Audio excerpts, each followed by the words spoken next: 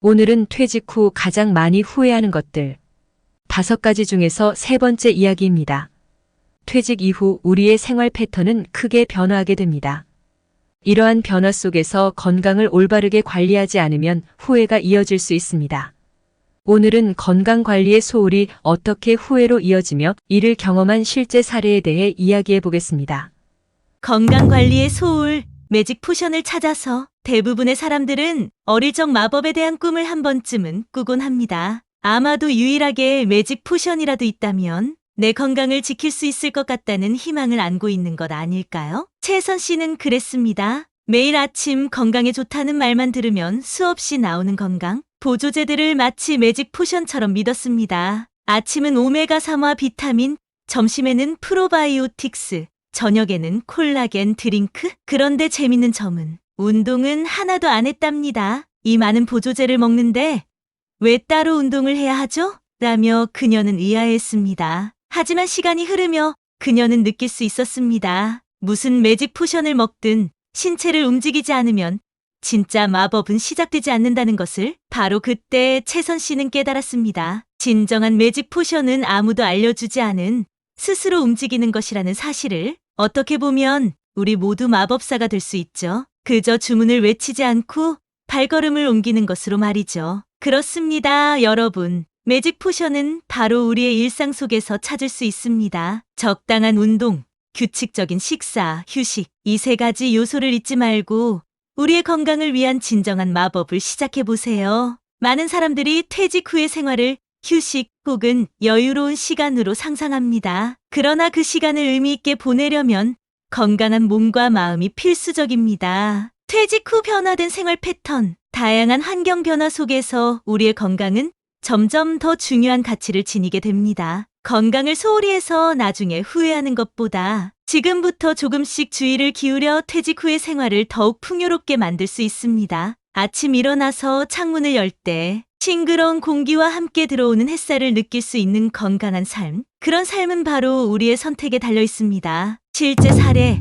아침 10시의 재발견. 박영우 씨는 서울의 한 대기업에서 30년 동안 일하며 회사 생활에 매몰되어 있었습니다. 매일 아침 7시에 일어나 출근 준비를 하고 저녁 늦게까지 회사에 머물렀습니다. 그런 그가 퇴직을 결정하자 모두가 놀랐습니다. 그는 퇴직 후 건강을 관리하기 위한 계획을 세웠습니다. 첫 번째로 그는 10시에 일어나는 습관을 얻게 되었습니다. 그런데 이것이 기존의 그의 생활과 너무 다르게 느껴져서 처음에는 당황스러웠습니다. 그는 아침 10시에 세상을 처음으로 발견한 것처럼 느꼈습니다. 동네 공원은 아이들의 웃음소리와 개들의 짖는 소리로 가득 차 있었습니다. 영우 씨는 매일 아침 동네 공원을 걷기 시작했습니다. 걷다 보니 지금까지 못 느꼈던 다양한 것들을 발견하게 되었습니다. 예를 들어 공원에는 매일 같은 시간에 오는 노인들의 모임, 아이들을 데리고 오는 엄마들, 그리고 개를 산책시키는 사람들이 있었습니다. 영우 씨는 이들과 친해지며 새로운 사회활동을 시작했습니다. 또한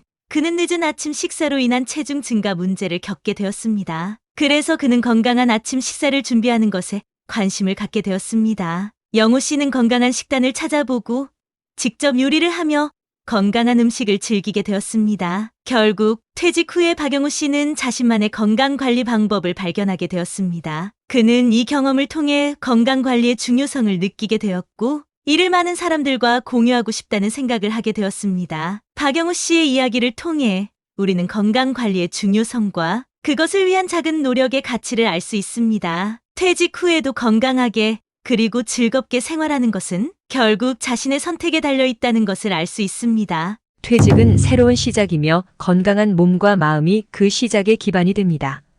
이번에는 건강 관리의 소홀에 관련된 유명한 명언들입니다. 건강을 위한 최고의 의학은 사랑하는 마음이다. 건강이 있으면 희망이 있고 희망이 있으면 모든 것이 있다. 건강은 우리의 최대의 소유물이다. 건강은 부의 첫 번째 법칙이다. 행복의 비결은 몸의 건강과 마음의 평온에 있다. 우리는 단순히 살아가는 것이 아니라 건강하게 살아가야 한다.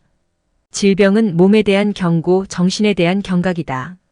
때로는 건강을 잃어버려야 건강의 가치를 깨닫게 된다. 당신의 음식이 약이 되게 하라. 당신의 약이 음식이 되게 하지 마라. 심신이 건강하려면 운동, 식사, 휴식이 필요하다. 자신의 건강은 자신이 책임져야 한다. 건강을 잃지 않으려면 일상에 주의를 기울여라. 건강은 육체의 재산이다. 강한 육체는 강한 정신의 토대이다. 육체의 휴식은 건강의 시작이다. 당신의 몸은 당신이 그 안에서 평생을 보낼 유일한 장소이다. 건강한 몸은 건강한 마음의 거주지이다. 질병은 신체에 있지만 그 원인은 심신에 있다. 식사가 너무 많으면 몸이 약해진다. 누구나 자신의 건강을 가장 중요하게 생각한다. 의사는 자기 몸을 돌볼 줄 모르는 이를 위한 것이다.